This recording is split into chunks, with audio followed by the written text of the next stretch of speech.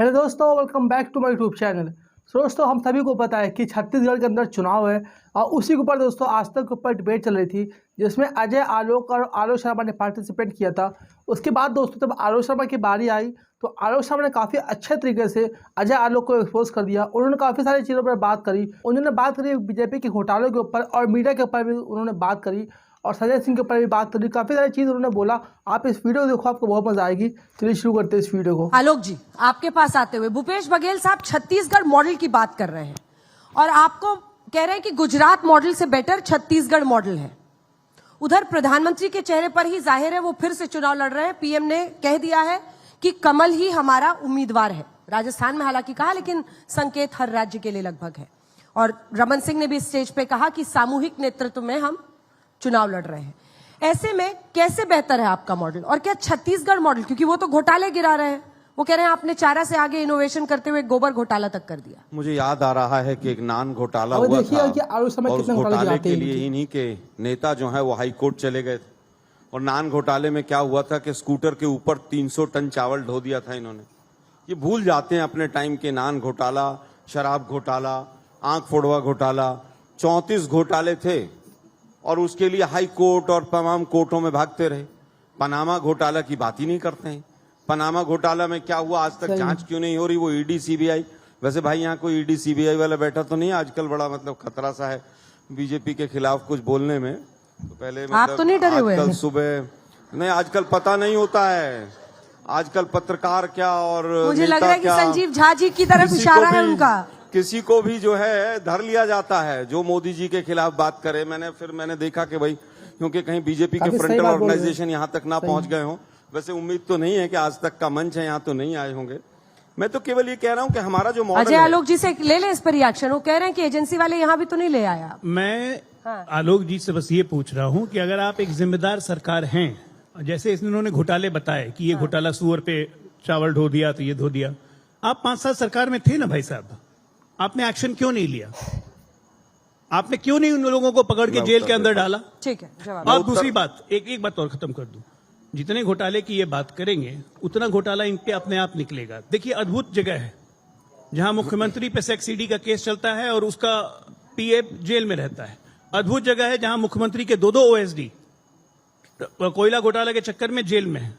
25 रुपए ट्रांसपोर्टर पे आपको आज रमन सिंह जी बोल रहे थे। हर जगह पे पैसा लेने की एक आदत पूरा कर ले, फिर आप ही की बारी। मुझे लगता है कि इतना ईडी सीबीआई और तमाम यहाँ पर एजेंसीज घूमी, किसी पे शक तो नहीं है आपको क्राउड में? आप किसी को भी ये सारी एजेंसीज दे दीजिए, आप किसी को भी 2, 4, 6 महीने जेल में डलवा लीजिए। ये काम तो आप लोग करते आ रहे हैं और यही गुजरात मॉडल है।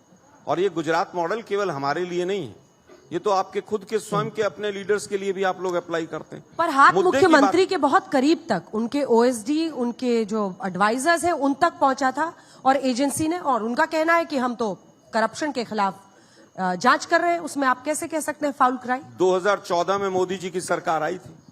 2014 के बाद एक भी मोदी जी ने केस एफआईआर रजिस्टर किया हो और उसमें एक भी आदमी कन्विक्ट हो गया हो, मैं रिपीट करता हूं अपनी बात को, एक भी एफआईआर मोदी सरकार ने की हो और उसमें एक भी आदमी कन्विक्ट हो गया हो, उसका नाम बता के जाएं बीजेपी के हमारे साथी।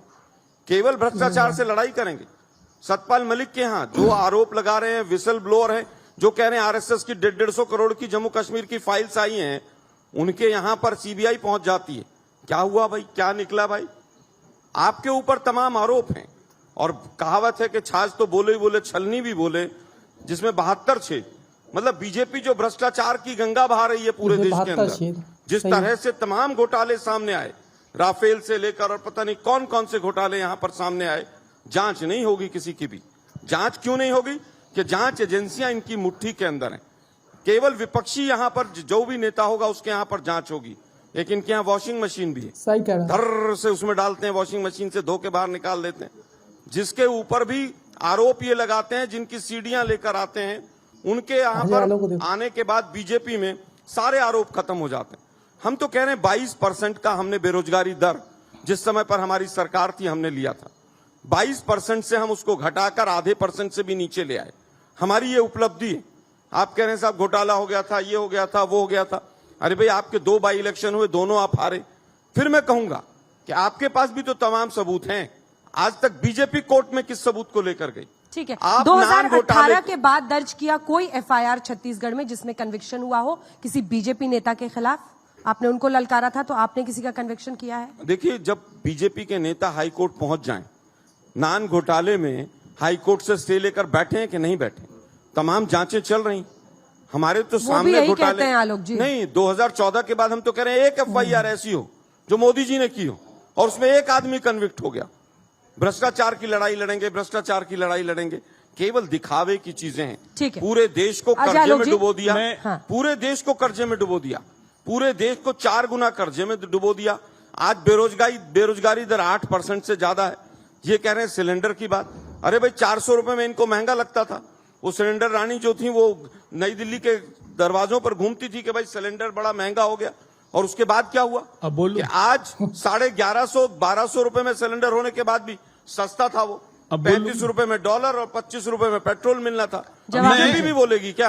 दोस्तों मुझे उम्मीद है कि आप लोग यहाँ तक आए होगी, आपको वीडियो पसंद आई होगी, और वैसे भी आलोक शर्मा की वीडियो सबको पसंद आती है। तो अगर आपको वीडियो पसंद आई तो प्लीज़ चैनल को सब्सक्राइब करिएगा। चलिए मैं मिलता हूँ आपको ऐसे किसी नेक्स्ट वीडियो में, तब तक अपना ख्याल रखिए। Bye bye.